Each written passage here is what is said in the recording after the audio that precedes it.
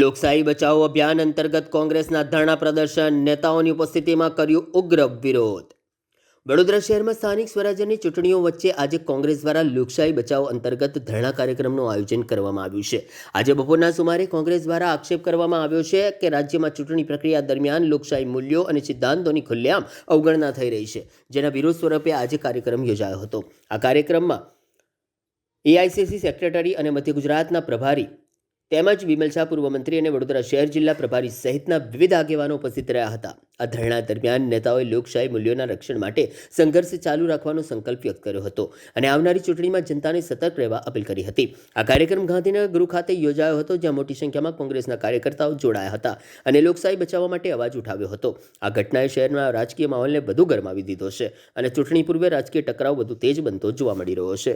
સમગ્ર ગુજરાત રાજ્યમાં ભ્રષ્ટાચારી જનતા પાર્ટી દ્વારા લોકશાહીનું ખૂન કરીને ચૂંટણીની પ્રક્રિયા પર જે સવાલો ઊભા કર્યા છે, જેવી રીતે ધાકધમકીનું વાતાવરણ બનાવ્યું છે, એ જોતાં લાગે છે કે ભારતીય જનતા પાર્ટી ચૂંટણી હારવાની બીકે આ બધા કાવતરા કરી રહી છે।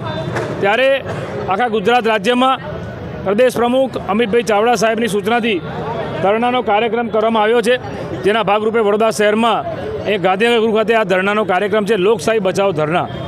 કારણ કે લોકશાહીમાં સૌથી મોટો તહેવાર એ ચૂંટણી છે અને ચૂંટણીની પ્રક્રિયામાં સરકારી મશીનરીનો દુરુપયોગ કરીને ભાજપ જે ષડયંત્ર કરી રહી છે, એની સામે અમને સખત શબ્દમાં વાંધો છે અને માટે આજે ગાંધીજીની પ્રતિમા પાસે અમે અહીંયા ધરણા પર બેઠા છે।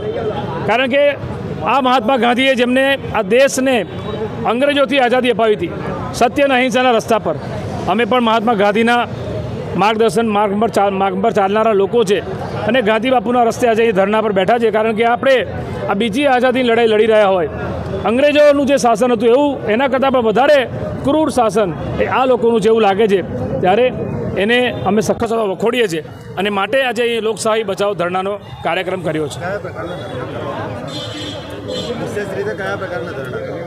પ્લે કાર્ડ, બેનર સાથે, સૂત્રોચ્ચાર સાથે અમે આ ધરણાનો કાર્યક્રમ રાખ્યો છે, જનતામાં જાગૃતતા લાવવા માટે, પ્રજામાં જાગૃતતા લાવવા માટે।